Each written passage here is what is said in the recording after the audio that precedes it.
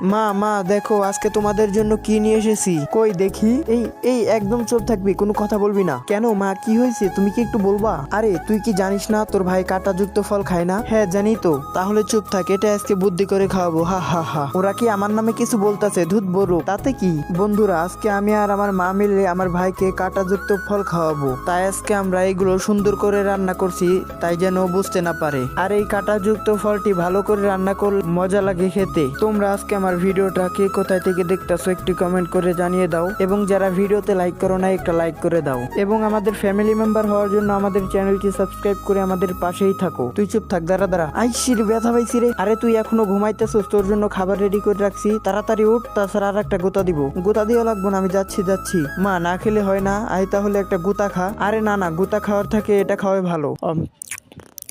আরে মা, এত মজা হলো কিভাবে? মজা হয়েছে, তাহলে আমরাও খাবো।